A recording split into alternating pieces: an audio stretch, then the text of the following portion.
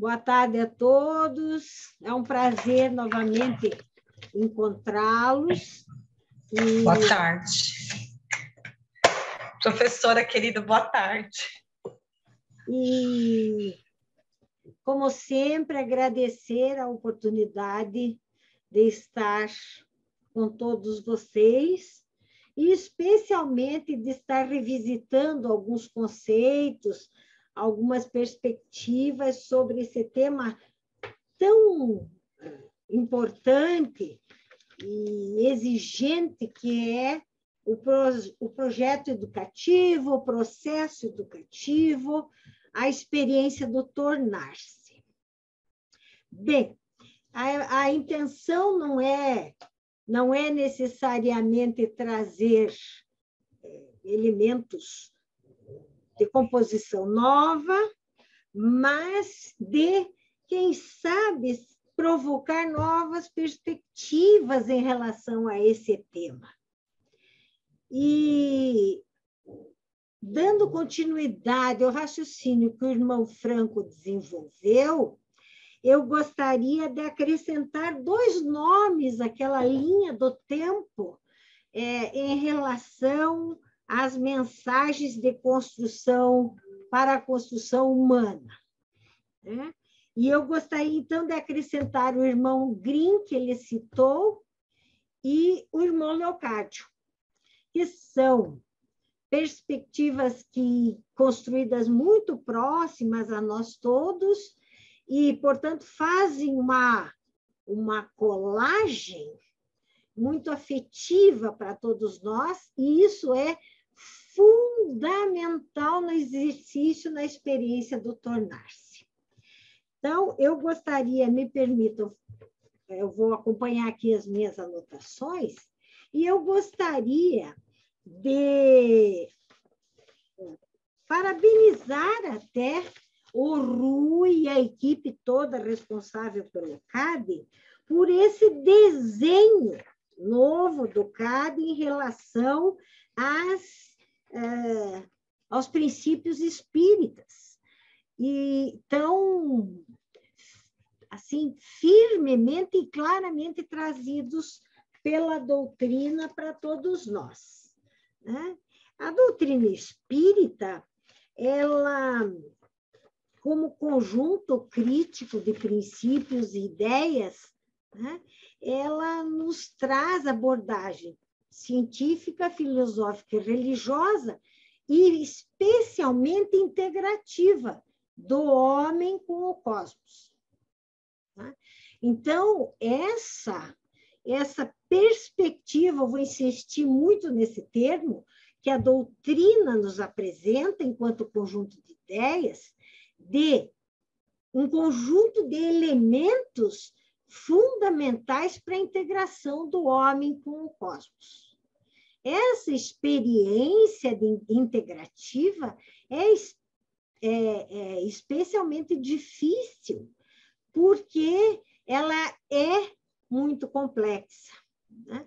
Mas uma abordagem que é fundamental que se faça.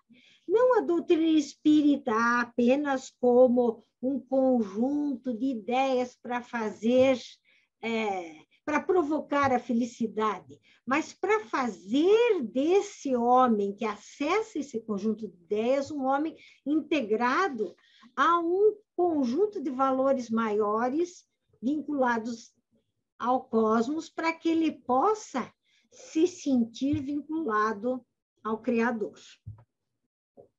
E uma outra característica que a gente pode explorar dessa proposta da doutrina é que ela representa o conhecimento, mas vai além. Ela vai no sentido da construção da sabedoria. Nós sabemos que conhecimento e sabedoria são experiências diferenciadas, né? O conhecimento, ele representa todo o acesso que nós temos condições de fazer a um conjunto de dados e informações. Mas a sabedoria vai mais além, porque ela faz desse conhecimento um instrumento de ação moral. Então, ela tem uma qualidade moral agregada ao conhecimento. Talvez, num outro momento, a gente possa voltar a conversar sobre isso, no sentido de que, hoje, nós, enquanto espíritos encarnados, temos condições de acessar um número enorme de dados, informações, compor uma diversidade de conhecimento. Mas a dificuldade que nós temos de fazer desse conhecimento uma experiência com qualidade moral é muito desafiadora. Tá? Hoje a gente tem especialistas em elaboração, construção de minas terrestres utilizadas em estratégias de conflitos que não matam, mas machucam, eliminam membros do corpo, como, por exemplo, as 2 pernas. Então, me parece que essa elaboração das minas terrestres, por exemplo, ela exige um conjunto de conhecimento muito especializado, não só daquele elemento mina, mas de minerais, de materiais, de formas, de equipamentos para elaborar essas minas, de conhecimento geológico, de clima, de ambientes terrestres, ambientes de borda de mar, ambientes perto de rio. Quer dizer, é um conjunto de conhecimentos que é muito exigente, não é qualquer elemento que consegue elaborar.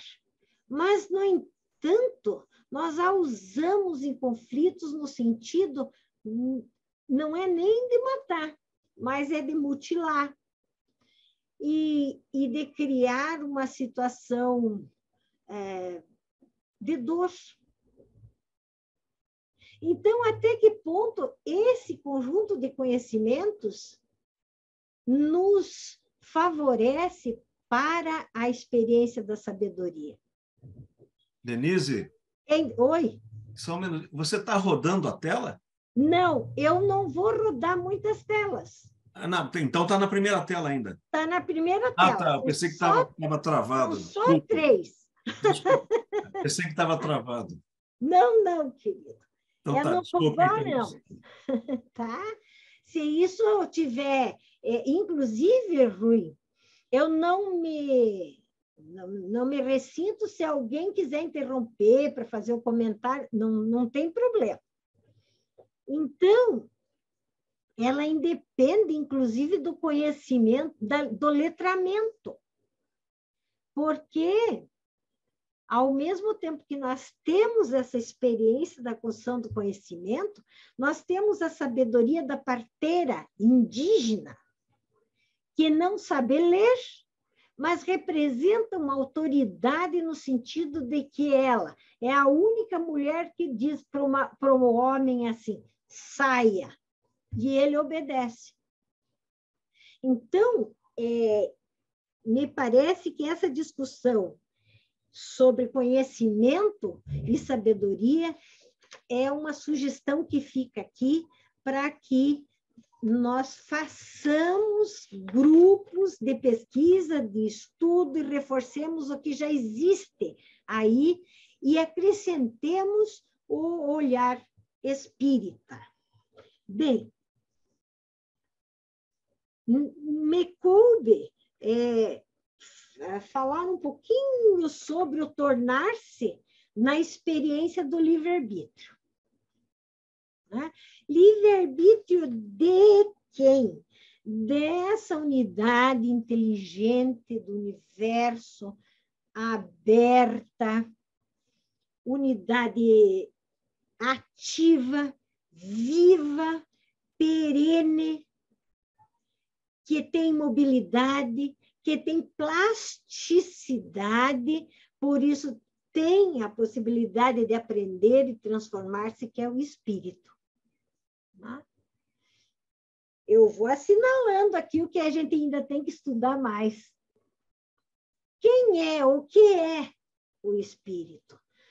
Talvez a gente pense assim, espírito. O espírito sou eu. Mas quem eu sou? Que espírito eu sou? Não é? Então, outro dia eu ouvi o professor Raul falando sobre o perispírito de uma forma assim tão didática, como sempre ele faz, e tão bonita. E o perispírito e o espírito como um elemento com mobilidade. O espírito não é parado, né? Nem o perispírito. A gente vive a experiência da flutuação. Então, a gente se prolonga, se retrai, se contrai, mas se expande. Não é? Então, é importante que a gente esteja constantemente refletindo sobre o espírito. E especialmente nós como espíritos. Porque nós concebemos, nós temos a possibilidade de fazer um processo continuado evolutivo, porque vamos chamar o universo, é maior que isso, mas no universo existe uma força evolutiva que nos impulsiona. Sabe quando você está saindo do estádio de futebol, quem já foi numa partida de futebol, você está no meio daquela massa, você não precisa fazer esforço nenhum para sair. Aquela massa te impulsiona. Se você cair, passa por cima. Então, a força evolutiva, nem que eu diga assim, eu sou um espírito, eu tenho livre-arbítrio, eu não quero evoluir. Não, nós sofremos a ação de leis e essas leis, elas nos impulsionam, elas não nos obrigam, mas elas nos impulsionam. Então, nós espíritos sofremos a ação dessa força evolutiva. Essa ideia da força evolutiva é muito claro na obra do irmão Antônio Green. Né? Inclusive, esse termo, força evolutiva, eu encontrei na obra do irmão Antônio Green, eu acho que ela é de uma clareza fantástica. E o fato de nós sofrermos a ação desta força evolutiva nos permite, como espírito, sofrer o processo de aprendizagem constante. Nós aprendemos constantemente. Eu não vou entrar nessa questão, porque acredito que essa seja a área do professor Davi, né? Que melhor abordagem que a dele talvez seja meio difícil então, em relação a essa questão. Então, eu vou deixar para o Davi na semana que vem, tá? Mas é importante que a gente tenha essa ideia de que nós, como espíritos, sofremos a ação dessa força evolutiva durante o nosso processo de caminhada. Né? Olha quanto tempo a gente já está na caminhada. essas experiências todas que a gente vem sofrendo de milhões e milhões de anos estão na forma de registros e de estruturas que nós fomos desenvolvendo, porque nós somos organizações que nós não conhecemos como que as coisas se estruturam. Não é como o sistema de transporte, que a gente já sabe, tem o ponto de ônibus, tem o ônibus, tem a roda do ônibus, tem o motorista, e aí se estrutura um sistema. Faz-se uma organização, portanto, tem funcionalidade. O espírito também. Aos milhões de anos desse processo evolutivo, vem se estruturando e se organizando no sentido de dar significado àquelas conexões que as estruturas, que os elementos da sua estrutura têm. Então, o espírito tem uma estrutura. Nós não conhecemos, mas ele tem. Tem estruturas que se comunicam. E esses elementos de conexão nos permitem uma funcionalidade, uma ação. Né? Então, olha como a gente tem coisa para estudar e para aprender. E ainda encontra gente que diz assim, não tenho mais nada para fazer, passo a semana inteira sem fazer nada. Né? Então, esse espírito, ele, nesse processo de aprendizagem, ele constrói uma série de registros, especialmente daqueles elementos, eu sei que isso não é novidade para nós, né? Mas nós estamos caminhando. Uma série de verdades que estão impressionadas nele, registradas nele. E nesse processo evolutivo, nós também temos um planejamento de ação. A gente já escutou assim, esse espírito, para fazer o que ele veio fazer, ele levou 1.300 anos. Quer dizer, todo aquele conjunto de verdades que compõe esse espírito precisaram ser rearticuladas. O irmão Leocádio utilizou esse termo articulação de memórias. Está na nossa memória. Está lá.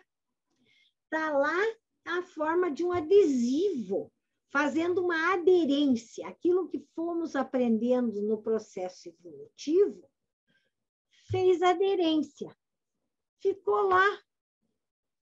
E a cada experiência nova de rearticulação, nós vamos sobrepondo novos adesivos, vamos fazendo novas aderências que compõem com aquelas e geram uma terceira, que é a nossa verdade do momento.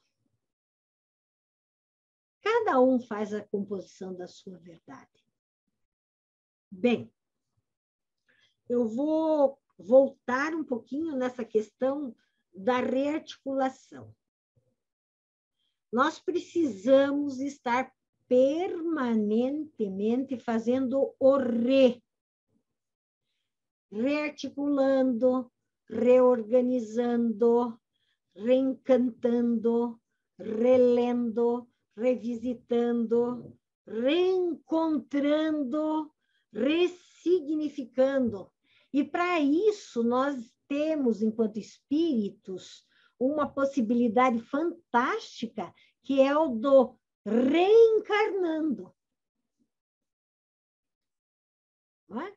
Então, como nós somos organizações funcionais, nós temos um funcionamento e esse funcionamento se constrói a partir de um projeto de planejamento que não é só nosso.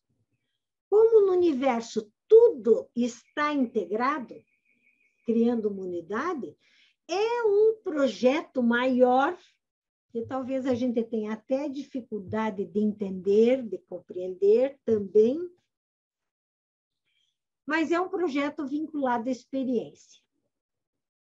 Aí a gente vai fazer aquele projeto reencarnatório, que todos já ouviram falar. Aí a gente faz autoanálise, faz análise de necessidade, necessidade que não é só minha, que é do grupo e do universo. E aí a gente elabora com auxílio, com muita avaliação, o projeto reencarnatório. E essa experiência projetada vai acontecer num mundo muito instável, como no nosso caso. Existem outros mundos mais estáveis, mas no nosso caso, nós somos espíritos que ainda precisamos dessa experiência. Em algumas bibliografias, eu encontro o registro de que a reencarnação assim, é uma coisa dolorida. Mas para outros estudiosos espíritas, a reencarnação é uma necessidade do espírito vinculada assim vinculada a uma revisitação mesmo, para que o espírito tenha um tempo de revisitar suas verdades. Porque talvez se ele permanecer no polissistema espiritual, ele leve viva alguma experiência que exija dele muito esforço para revisitar aquelas verdades. Então, ele reencarna e esquece.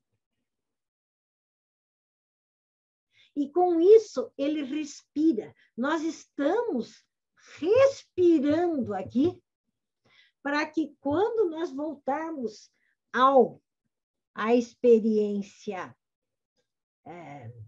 da eternidade, nós tenhamos condições de realizar os nossos projetos.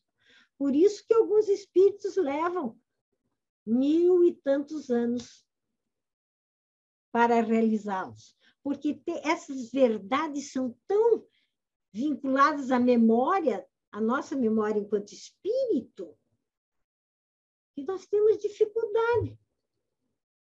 Então, nós reencarnamos. Reencarnamos e é como se a gente tivesse a oportunidade de um descanso. Mas aquela famosa frase da cultura popular, enquanto eu descanso, eu carrego pedra. Né? Mas eu tenho a oportunidade da experiência na matéria. É uma experiência exigente, mas não é ruim. Ela é exigente porque ela tem um alto risco. Porque nós, espíritos que reencarnamos aqui, nós vivemos num mundo instável. Nós sabemos que o universo é instável, mas a matéria é mais. Só para a gente encarar isso aqui, nós vivemos numa sociedade onde a capacidade de pensar está amortecida pelos diversos motivos. Nós vivemos numa experiência terrena onde o lucro, o sucesso, a imagem são os elementos de maior importância. Onde o medo e a desesperança estão cada vez mais chegando à porta da nossa casa. Ontem eu ouvi uma notícia. O setembro é o mês amarelo, e o mês amarelo ele é um mês dedicado à reflexão e à tentativa de inibição do número de suicídios. Suicídio é um tema que nós pouco discutimos, pouco falamos, assim como também pouco falamos sobre a saúde mental. A nossa saúde mental. Quando a nossa saúde mental começa a desarticular e alguém diz assim, olha, eu não sei, mas eu, se fosse você, ia num psiquiatra ou num psicólogo. Não. Porque passa para nós a ideia do quê? De falência. Nós não temos a humildade suficiente para reconhecer que nós vivemos em grupo e o grupo que nos ajuda ao nosso fortalecimento. Bem, nós temos uma anomia que se desenha, né? A ausência de normas, a ausência de valores, tem algumas coisas ainda se segurando, mas principalmente, assim, a ausência de valor em relação à preservação da vida. E a gente nasceu, reencarnou aqui, nesse contexto. Nós temos uma dependência do recurso tecnológico hoje. Se eu sou analfabeto tecnológico, né, Franco? Não sei se o Franco está aí, mas se eu sou um analfabeto tecnológico, eu sou um excluído. Vocês conhecem Maiaú? Vocês já ouviram falar na cidade de Maiaú? Eu também não conheço, mas eu sugiro que vocês anotem e procurem, tentem localizar lá em Maiaú o seu Passinho. Passinho é o sobrenome de uma família de Maiaú. Vocês vão dizer, aonde que é isso? No Brasil. O analfabetismo funcional, então, é intenso, né? O analfabetismo do letramento é uma dificuldade. O analfabetismo ecológico, cultural, quantos de nós fomos a uma exposição, a um museu, a um filme premiado esse ano? E olha que nós somos, vamos chamar de nata da sociedade, porque nós temos acesso a esse conjunto de elementos. É só ir na Cinemateca, é ir num determinado dia no Museu do Olho, né? O pensamento crítico e lógico já começam defeituosos lá na infância. Não é? E aí a gente quer que o jovem e o adolescente cresçam se predispondo a fazer um curso superior. E isso parece uma obrigatoriedade, quando nem todos os espíritos reencarnaram para desenvolver um projeto nessa escala. Se vocês conseguirem localizar seu passinho lá em Maiaú, vocês vão entender melhor o que eu estou falando. Bem, eu vou voltar para o Setembro Amarelo. Nós tivemos um aumento nesse ano de 67% no número de suicídios de crianças e adolescentes no Paraná. Como eles não são divulgados por uma questão legal e lógica e séria, e está certo, nós ficamos sabendo só desses números alarmantes. O que está acontecendo com as nossas crianças? O que está acontecendo com o nosso jovem?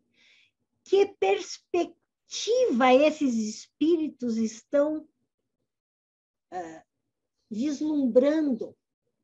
E que expectativa eles estão desenvolvendo? Sabe o que nós fazemos nessa nossa relação com a natureza? Nós dizemos assim, eu vou cortar toda essa vegetação aqui em volta da casa para a minha criança ficar mais livre, para ela não ter acesso a perigo. E ela cresce com essa imagem de perigo. Mas algumas populações têm um conceito completamente diferente de perigo. Né? E a dificuldade de pertencimento que nós temos. As pessoas se suicidam porque elas não se sentem perceber. Elas se acham velhas, elas se acham pobres, elas se acham gordas, elas se acham feias, elas se acham brancas, elas se acham amarelas, elas se constatam pardas, negras, e nós vamos categorizando as pessoas e elas vão tendo dificuldade de se sentir pertencer. Por outro lado, então vejam, nós nascemos num mundo para descansar, mas que é extremamente exigente, porque exige de nós algumas posturas, algumas reflexões. É uma experiência de risco. Até porque, sabe aqueles registros de memória que a gente tem? E sabe aquele planejamento que a gente fez? Na hora de embarcar para a reencarnação, a nossa prancheta caiu no vão entre a estação e o trem. Essa foi uma imagem que uma coordenanda trouxe para um grupo de exercício mediúnico. Ela disse, então, eu faço todo o planejamento e quando eu vou embarcar no trem para reencarnar, eu perco a pranchetinha? Perde a pranchetinha. E daí você reencarna com uma memória a ser consultada, com alguns nuances na experiência de alto risco, que é reencarnar. Mas é assim como é de alto risco, olha que bonita que ela é. Eu talvez tenha a oportunidade de me reencantar. Eu estava fazendo essa pesquisa e eu mexi muita coisa que fazia tempo que eu não muito livro, muita coisa que eu não abria. Daqui a pouco eu encontrei um cartão, um papel de seda vermelhinho, assim dobradinho, dentro um cartão com o desenho de um buquê de flores e aquilo conversou comigo e eu virei e tinha lá uma mensagem de uma grande amiga. E eu pude quase sentir o perfume. daquele buquê. E essa grande amiga, ela renovou em mim, naquele momento, o significado de amizade. Coincidentemente, eu fiz uma série de ligações essa semana, liguei para um grupo, e o grupo, no momento, não pôde me responder. Mas ela viu a minha ligação e disse assim: Denise, você está precisando de alguma coisa? Quantas vezes eu fiz isso? Quantas vezes nesse último mês vocês fizeram isso? Por quê? Quando nós nascemos para aprender. Olha que experiência maravilhosa a gente nascer para olhar pela janela. Eu tinha até pensado em convidá-los, nesse momento, a se aproximar da primeira janela da casa de vocês aí, a mais próxima que vocês tiverem, para vocês olharem para o horizonte. Mas daí eu pensei que poderia ficar delicado e o professor Rui poderia interromper aqui a minha explanação. Mas não deixem de fazer isso. Olhem pela janela e não olhem para sempre os mesmos detalhes. Hoje olhem para o horizonte, para sentir fortificar em vocês algum elemento que vai ajudá-los nos próximos 1000 anos a desenvolver aqueles projetos que a gente tem enquanto espírito. Essas coisas de aprender, nós só podemos fazer por nós mesmos. Todo animal é o que é. Somente o homem, aquele espírito encarnado, torna-se o que deve ser, e porque deve ser um ser para ele mesmo, para si, deve tornar-se por si mesmo. Então, esse tornar-se aqui, só eu posso fazer por mim. Sempre num estado de relação. Ninguém vai aprender por mim. Nascer, essa frase é do Fichte, 1796, gente. Nascer é estar submetido à obrigação de aprender. Essa frase é do Charlot. Eu sugiro que vocês conheçam um pouquinho do Charlot. Algumas pessoas questionam, mas eu acho que tem muita riqueza. Todo o livro, toda a informação precisa estar agregada a uma lupa e a uma peneira. Uma lupa para você olhar em profundidade e uma peneira para você deixar só o que significou, só o que fez referência para você. E para completar aqui o Morin, né? Nós reencarnamos para um processo de hominização, ou seja, o aperfeiçoamento, a rearticulação da memória daquilo que nós somos enquanto homem, enquanto espécie.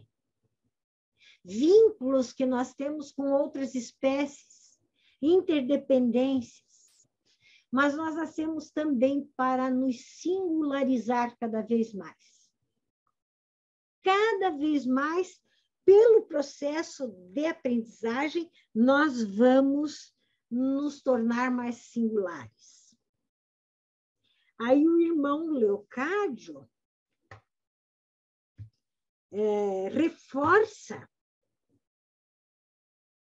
a ideia de que nós temos que também, ao mesmo tempo, aprender a nos socializar cada vez mais. Valorizar e estabelecer cada vez mais novas conexões. Nunca esqueçam. Então, eu vou só retomar alguns elementos que seriam os que eu ia destacar. Mas eu vou destacar do irmão Antônio Green a importância e o significado da referência que nós recebemos quando reencarnamos. A vivência, a experiência na matéria, ela vai nos levar a novas referências. E para que isso aconteça, nós vamos ter que fazer esse processo de reconexão com a natureza. Porque nós somos natureza e nascemos para reencontrar em nós essa natureza na forma dessa força evolutiva que nos faz, assim, querer aprender. Mesmo que você diga, não quero, estou com preguiça, não vou hoje no exercício mediúnico, existe uma força interior que nos vai fazer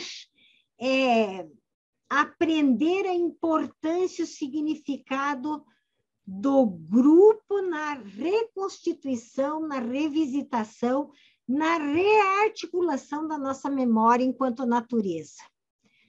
E aí, compondo o novo. A vida da Terra é toda integrada. Nós não podemos esquecer isso. Eu penso. Pensamento é a ação. Não precisa nem dizer.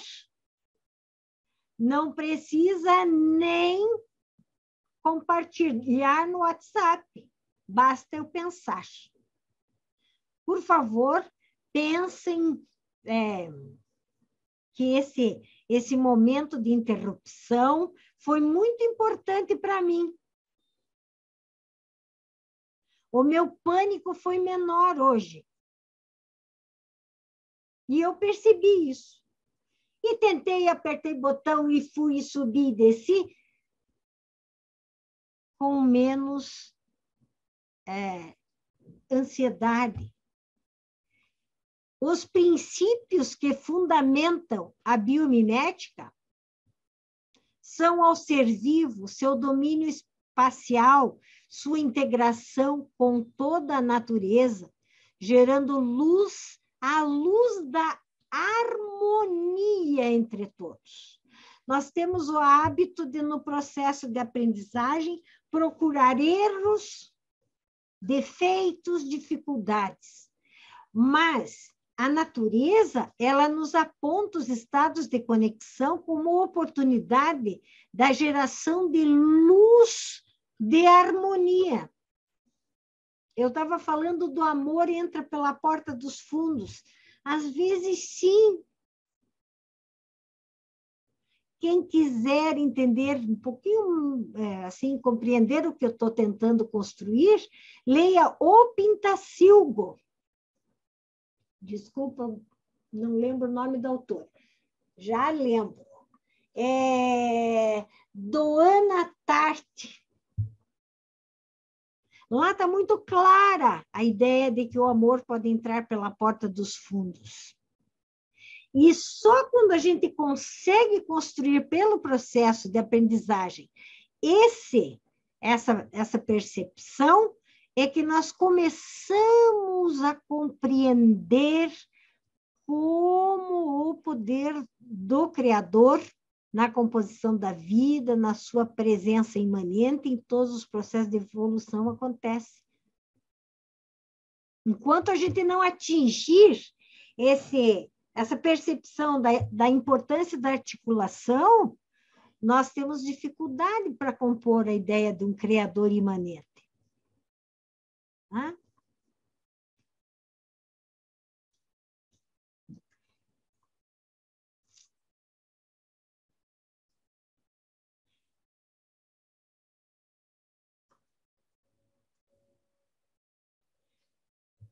só se compreende o Criador quando se compreende o significado da inteligência, a força do espírito, a natureza da vida.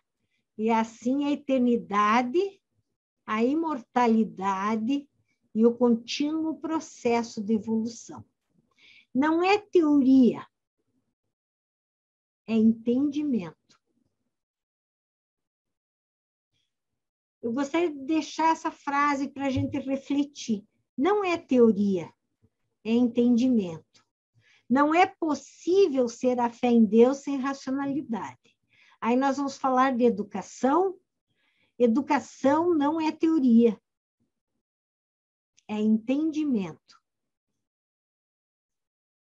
A educação espírita não é teoria, é entendimento, porque é ele que vai fazer a luz da harmonia na nossa experiência terrena. Temos muitos irmãos sofrendo a experiência de construção do entendimento. Quantas vezes nós somos convidados a construir a experiência do entendimento? Por que que é? Por que que não é? Por que que é comigo? Por que que não? Bem, eu vou ficar devendo para vocês alguma coisa sobre educação, porque daí a educação é um espaço da cultura humana que vem elaborar conosco processos de rearticulação. Né? Então, a educação, ela é um espaço, tempo, um momento, um instante, aonde todas as oportunidades de construção desse processo de rearticulação da nossa memória, enquanto espíritos, acontece. E tudo o que nós podíamos comentar a respeito dessa temática vinculada, do aprender, né? Vinculado à experiência do livre-arbítrio, está constatada num poema do irmão Antônio Green que eu gostaria de compartilhar com vocês. Antes, só para depois vocês ficarem com o poema, essas foram as obras que eu me dediquei um pouco mais a fundo. Mensagens de Amor, do Dr. Leocádio Sempre, a obra do irmão Green, De Máquinas e Seres Vivos, do Maturana e do... Puxa! É do Maturana. E Complexidade e Transdisciplinaridade, da Maria... Vocês estão me ouvindo? Sim ou não? Eu estou. Então, no caminho, nos barrancos, nos campos, nas pradarias, a natureza, no seu esplendor das cores, cria harmonia. Há uma complexidade dos troncos dos galhos. Nada. Vocês estão vendo, gente? Estamos. Meu Deus.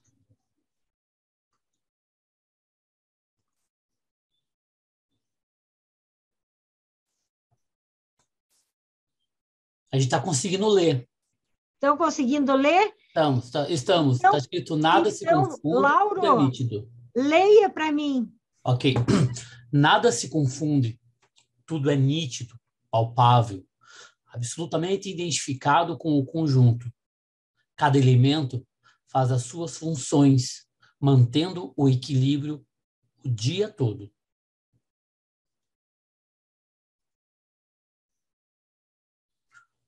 Os conjuntos compostos, uns integrados aos outros, formam complexamente a totalidade.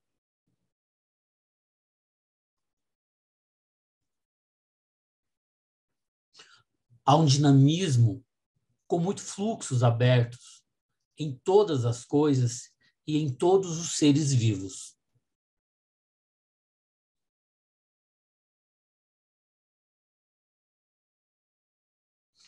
Essa imagem só tem um urso, Só tem o urso. mas ele está em um campo extremamente florido e uma imagem muito, muito singela. Olha a carinha dele. Surreal. Conversa com a gente? A fotografia, ela tem essa dinâmica, né? Porque ela mexe com o conhecimento através dos símbolos, dos significados e principalmente do referencial humano, né? Olha isso, que beleza.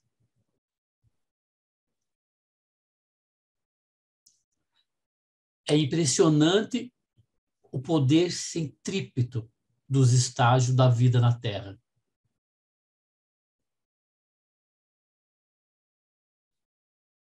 Nossa, que peixe lindo. O maracujá.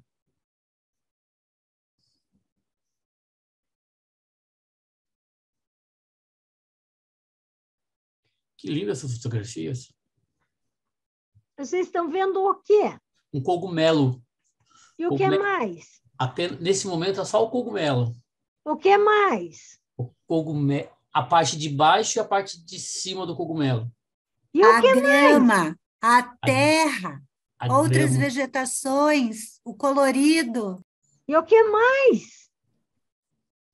A explosão da vida através de um fungo. Vocês estão vendo algum animal nessa fotografia? Cogumelo. Sim, Qual? Qual? acho que é uma formiguinha. Uma formiga. Bem Vejam, pequenininho. às vezes a gente olha pela janela da vida e só vê o cogumelo, porque Uhum. a gente não estruturou ainda pela educação um olhar para ver.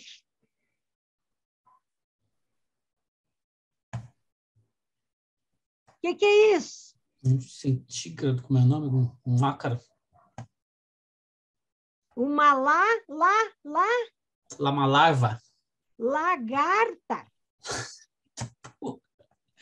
É uma fase do processo de metamorfose da borboleta. Alguém lê? Todos se quedam e se finitam no sentido da matéria, libertando o espírito numa relação que permite cada um compreender a significação da matéria, do corpo, da forma, para poder perceber a extraordinária dimensão do espírito, da essencialidade da vida. Esse parágrafo é de uma profundidade, não é, gente? E é tão lindo, é tão poético. Todos se quedam e se finitam no sentido da matéria, libertando o espírito numa relação que permite cada um compreender a significação da matéria, do corpo, da forma, para poder perceber a extraordinária dimensão do espírito, da essencialidade da vida.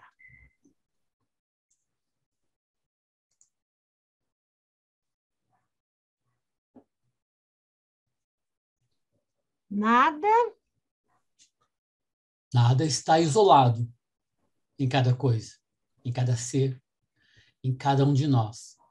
A expressão da comunicabilidade da interação. Mas na escola a gente continua aprendendo que não, o meu lápis de cor é meu e não posso emprestar para você. Então, a nossa expressão mostra a nossa forma de pensar a comunicabilidade. A cada novo estágio de experiência, compomos o conhecimento.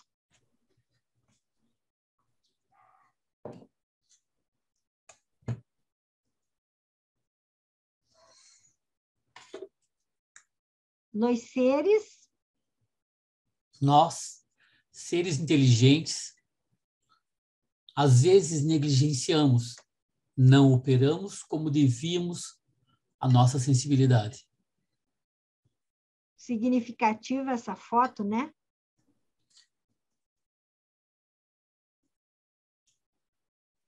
Deixamos de conceber, perceber, conscientizar a luz nas coisas e as coisas em nós.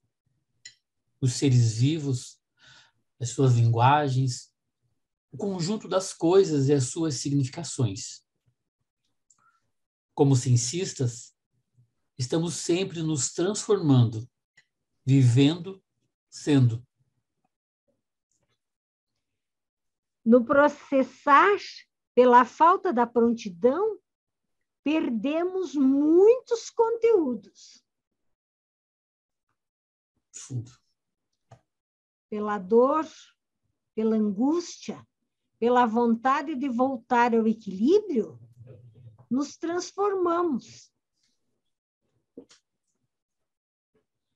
Quando despertamos pelo amor, fazemos transcensão.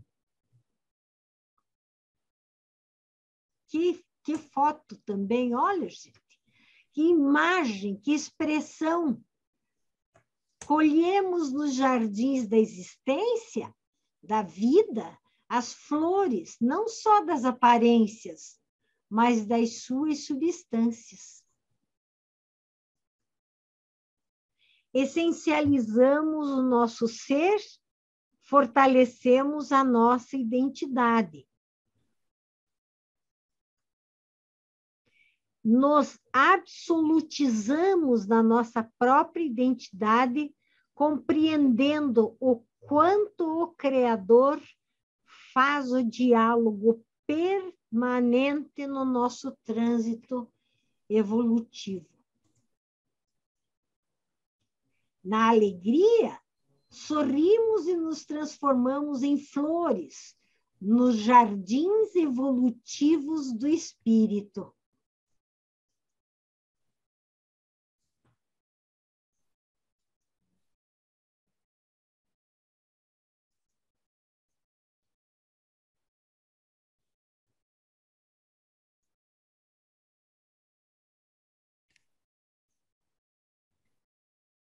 Lauro, muito obrigado por você ter me socorrido. Imagina, não foi nada, não. Agradeço a oportunidade de estar lendo um texto tão bem elaborado, com palavras que eu não imaginava. Agradeço também. Irmão Antônio Green, tá? Braçada de Flores. Tinha uma musiquinha do Vivaldi, musiquinha, hein? Uma obra do Vivaldi, mas não consegui rodar. Ele estava mudando, sim, as 4 estações, né?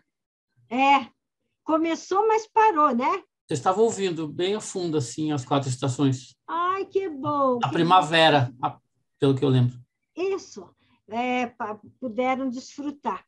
Deu para ouvir, sim. Não estou vendo os demais aqui, mas eu quero me desculpar por esses contratempos tecnológicos todos aqui. Eu estou vendo o Lauro. O livro que você falou, O Pintacilgo, é um romance da autora americana Donna Tartt. Exatamente. Ganhadora do prêmio Pulitzer, de 2014. Mas é uma obra exigente, de leitura exigente, mas mostra histórias de vida muito de alto risco, mas que por trás de todo o alto risco da reencarnação, nós temos a sustentação do amor. Então, acho que é importante a gente lembrar do irmão Leocádio, quando ele diz o amor é o antídoto contra todos os males, né? Então, eu não sei se o Rui está me ouvindo, não sei se alguém quer fazer algum comentário, a minha amiguinha Fátima.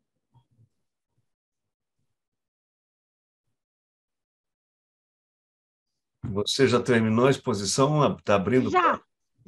Desculpa, Rui, essa que ficou quebrada, mas eu acho que a perspectiva que eu pretendia trazer foi atendida, que é essa de construção do espírito. O Diogo pediu a palavra. Pois não, Diogo? Pois eu também Boa tarde quero. a todos, boa tarde, professora. Oi. A professora não referenciou quando a professora citou a respeito do percentual 67%, né, da questão do suicídio, né, no começo da sua fala, da sua palestra. E esses dados, estatisticamente, eles são muito restritos, né? Eles são muito restritos, eles não são divulgados, com o intuito de proteger e não alarmar toda a população diante de todas as perspectivas e condições sociais, político-econômicas, até mesmo culturais que nós todos estamos inseridos hoje na sociedade que a gente vive hoje. Eu fui buscar a referência desses percentuais. Sim. E daí, esse 67%, ele está referenciado numa página que se chama Portal Nacional de Seguros, e ele se refere ao aumento de 67%, não especificamente da faixa etária de crianças e jovens em Curitiba, mas sim 67% como um todo na cidade. Na mesma reportagem, é referenciado o aumento de 2014 para 2019 de 28% de suicídios no Brasil. No grupo do CAD Reflexões, eu compartilhei ali agora 2 arquivos que se referem à Prefeitura Municipal de Curitiba, que trata de alguns dados estatísticos que fala da continuidade do Setembro Amarelo a respeito dos dados que nós temos de tentativas de suicídio e de toda a política educacional que nós temos da prevenção e da diminuição desses dados para que não aconteça mais diante de todos os índices de saúde mental, características depressivas, que a senhora comentou também na sua fala, na constituição do patamar evolutivo que todos nós estamos inseridos, e trabalhando, ressignificando e movendo, né, dia por dia. Numa das reportagens, ali afirma que esse aumento é bastante considerável, e só no primeiro semestre de 2023, nós já temos, em média, quase 1.400 casos de tentativas de suicídio somente na cidade de Curitiba. E no dia 16 de setembro agora, foi aprovada uma nova lei que impõe para todas as escolas trabalhar no processo educacional a eliminação da automutilação, evidenciar e qualificar as características positivas e não negativas da depressão, integrando todas as crianças e adolescentes no desenvolvimento do trabalho. E me chamou a atenção na fala da professora que, de todas as palavras positivas que a senhora disse, a senhora não citou uma palavra que nos livros do irmão Grimm aparecem muito, e na verdade a senhora só leu no poema listado, que é a palavra transformação. A senhora citou todas as palavras e transformação não apareceu. Então, diante desses dados todos de ressignificarmos o nosso processo e a nossa composição evolutiva, o que a senhora pode contribuir sobre a palavra transformação diante de todas as colocações num projeto educativo e de evolução que todos nós realizamos individualmente e, sobretudo, coletivamente? Eu agradeço a você, Diogo, né? Eu agradeço essa contribuição valiosíssima. Eu penso que são muito alarmantes esses percentuais que você traz, que você agregou. Eu fiz só uma citação e penso que para uma família, para um amigo, para um irmão, um suicídio é é de um peso, é de uma exigência muito grande. Imagine os percentuais que nós estamos verificando. De alguma forma, nós, educadores, estamos tendo que revisitar as nossas posturas, inclusive pedagógicas, em relação a essa temática de valorização da vida. Bem, deixa eu falar sobre o processo de transformação. O conhecer só acontece no fazer. E o fazer se sustenta no conhecer. E esses dois elementos conectados vão promover processos de rearticulação. Eu optei por falar nos processos de rearticulação, revisitação, releitura e recomposição. Porque a transformação, ela tem uma profundidade muito maior.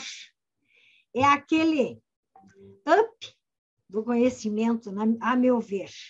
É aquela experiência que você vive quando você chega lá, quase perto daquele conceito do Criador. Por quê? Porque o trans significa movimento. E a forma está vinculada à estrutura.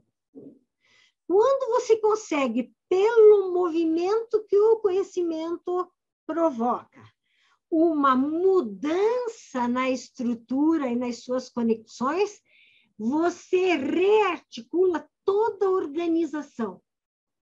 No caso, o espírito. A meu ver, esse processo é extremamente profundo, né? E vai exigir um conjunto de experiências e talvez de repetições de experiências para que essa estrutura se reorganize e gere uma nova composição. Então, a transformação, na minha opinião, é muito profunda. Se nós, educadores, conseguirmos atuar nas rearticulações, eu acho que nós vamos já construir uma boa caminhada. E essas transformações são muito interiores, são próprias do espírito.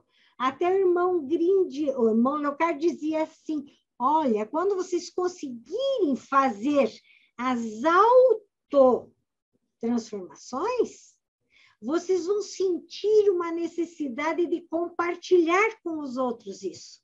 Vocês vão transbordar isso. O que o D'Ambrosio chama de matema. Matema é você fazer um processo de construção e transbordar essa construção. Que daí é o conhecimento e o fazer social que o irmão Grimm chama. Tá? Muito bem considerado. Obrigada, Diogo. Obrigado. Posso falar um minutinho? Deve. Eu tô com a minha internet muito instável, então estou só no áudio. Mas essa perspectiva que a professora Denise trouxe para a gente do tornar-se, parece que abre para nós uma grande janela do espírito, né, em processo constante de aperfeiçoamento, nos põe sempre diante da dimensão do novo, que nos invade a cada dia, a todo instante. Então, tornamo-nos internamente, individualizadamente, mas nesse transbordar do outro, do contexto, da convivência, né, de seres permanentemente em convivência. E abre uma expectativa para mim, ou melhor, um aspecto diferenciado que o irmão Antônio Grimm trabalhava muito, que é a questão da esperança. Então, espero sempre que torne-me melhor, espero sempre que a sociedade esteja melhor, que o mundo melhore, Acho que o tornar-se diante da questão da esperança, o vinculado à questão da esperança, nos coloca como seres aprendentes que cremos e que exercitamos a nossa fé diariamente. Seria isso.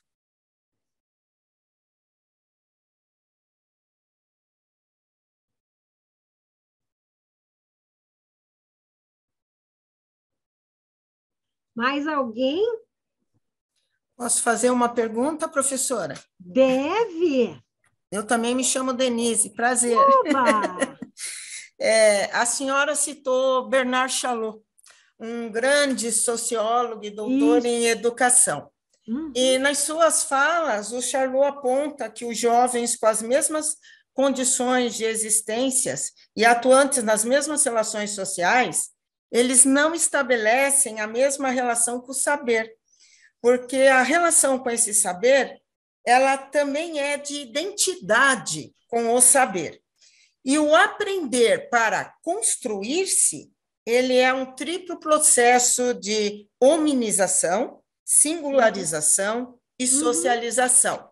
Isso. O irmão Green, ele também traz essa linha de pensamento quando ele trata da permeabilidade e da construção desses novos arranjos para o pensamento complexo.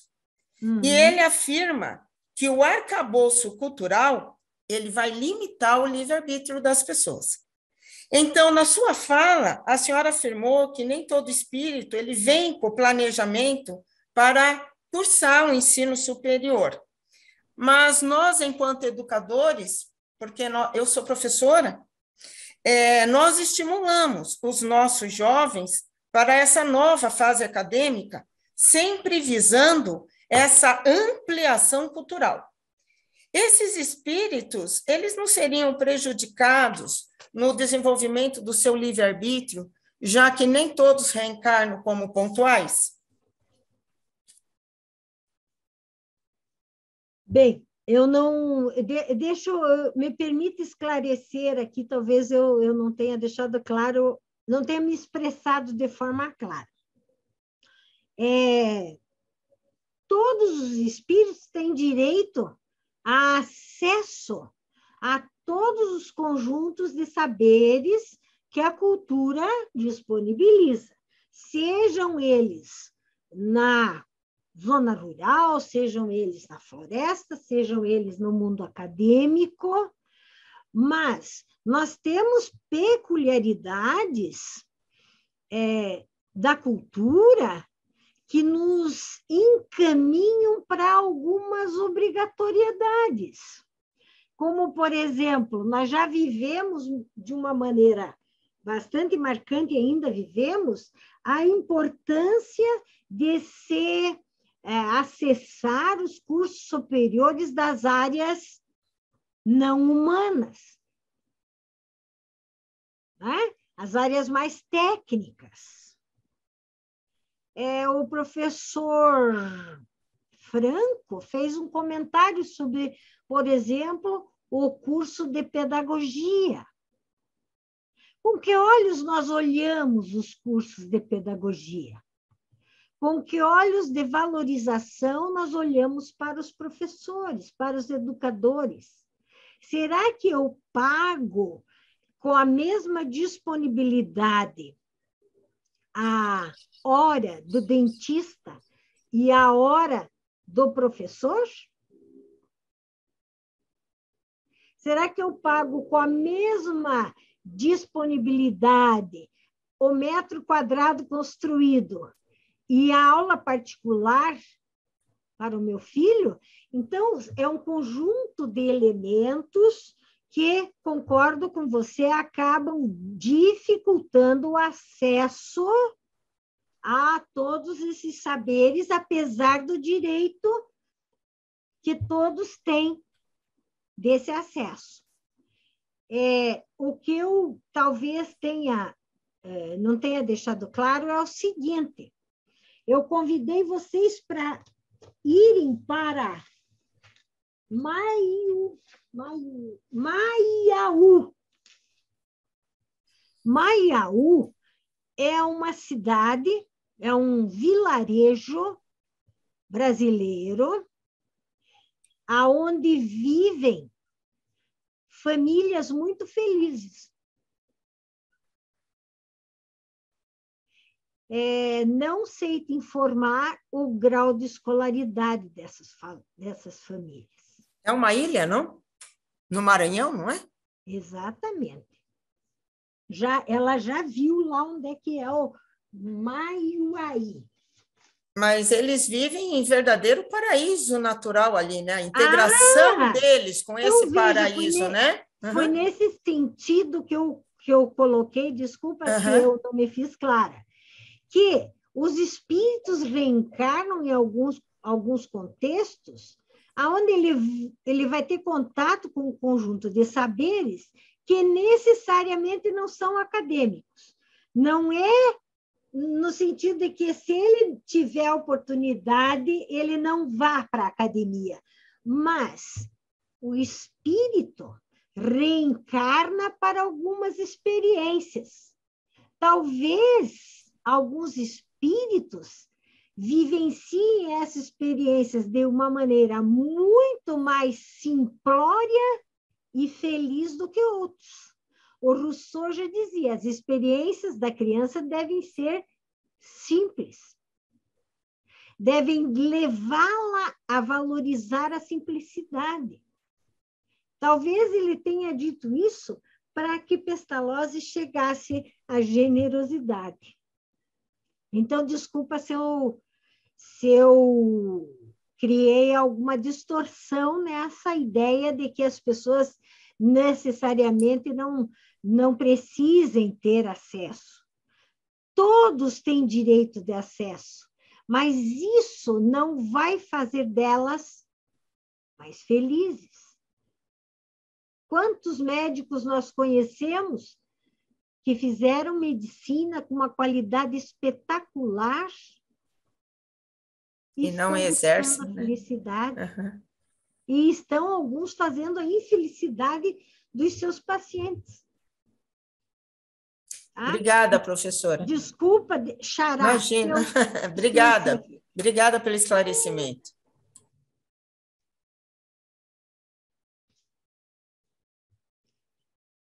Mais alguém? Alguma palavra? O Diogo pediu a palavra. Oi.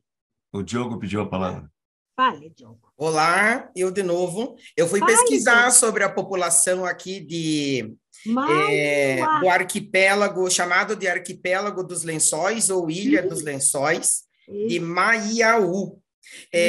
Nesta cidade, habitam em média 500 pessoas, e é uma ilha que ficou conhecida pela alta incidência de pessoas albinas, que representam 3% da população local, devido aos casamentos consanguíneos, porque eles são entre eles lá, e pelo jeito eles têm uma cultura e um processo educacional bastante restrito, porque eles são inseridos na grande parte da sua vida no meio natural, da própria sobrevivência e subsistência. Existe um trabalho na Universidade Federal do Maranhão, que também aparece aqui, sobre a oralidade e a riqueza da comunicação que as pessoas de Maiaú demonstram.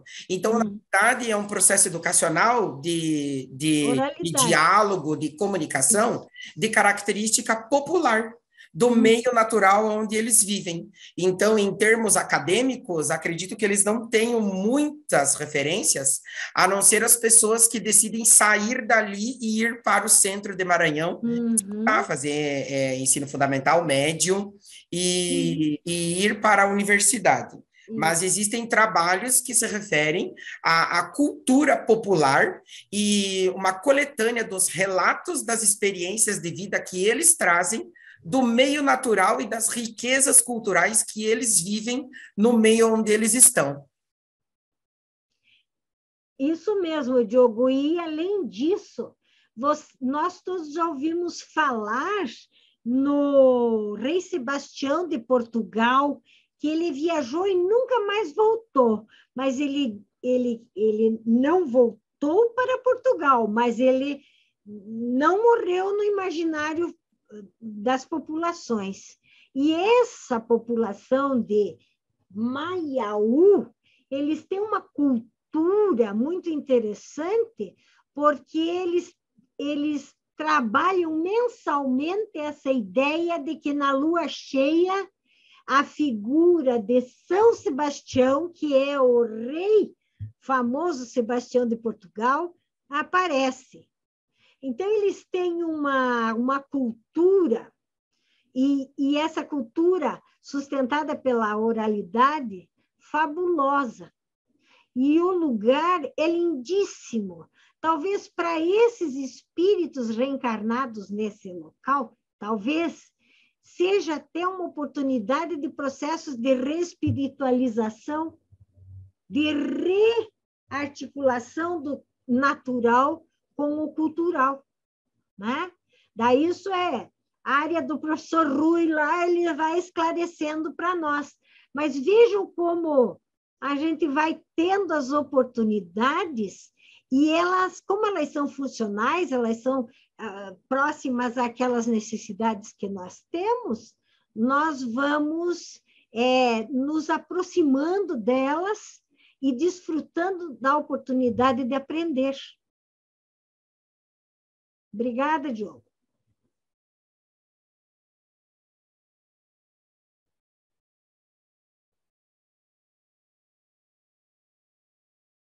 Acho que deu, né, Rui? Sim, você pode fazer as considerações finais e encerramos. As considerações finais são vinculadas a um pedido de desculpa pelo esse entrevero técnico. Eu vou contar para vocês que hoje de manhã eu fiz toda a montagem do PowerPoint, o computador. Eu nunca tinha ouvido isso. O computador começou a sinalizar para mim que estava com temperatura muito alta. Eu acho que para vocês que lidam com o computador é mais fácil entender isso. Eu desliguei ligeiro, chamei o técnico, ele veio aqui e disse assim, vou abrir essa torrezinha aqui, CPU. Abriu, tirou todo o pó, porque achamos que era o pó, e ele voltou a funcionar belo e formoso. Mas esse susto parece que ainda desagou um pouquinho aqui na parte da apresentação, eu peço desculpas. Mas eu gostaria de fazer um agradecimento também à equipe espiritual, que sempre nos intui, sempre nos acompanha, e graças a Deus sinaliza para nós algumas tensões que a gente possa criar com determinadas coisas que a gente possa vir não que eles atuem eles refreiem o nosso livre-arbítrio, não, mas eles, pela intuição, pela participação amorosa com a gente, eles nos ajudam a fazer essa seleção melhor de ideias. Eu agradeço também ao Rui pela coordenação e esse trabalho muito bonito do Cade, a Fátima, a todos os amigos. Muito obrigada. Nós é que agradecemos, Denise. Vocês precisam ver, aí agora dando uma sugestão técnica, quando começa com superaquecimento, existe uma cera que vai no cooler, o cooler é aquele ventiladorzinho que fica refrigerando Sim. o chip, né? Aquela cera tem que ser trocada, assim. Pasta térmica. É isso, pasta térmica. Ela permite, ela vai ressecando e aí tem superaquecimento. Isso é bastante simples de trocar, só que tem que abrir, tirar o cooler, etc. Né? Tá. Olha aí. Vivendo e aprendendo. Então tá bom. Obrigado, Denise. Obrigado a todos. Até o próximo sábado. Até. Obrigado. Até. Obrigado. Até. Tchau. Muito obrigada.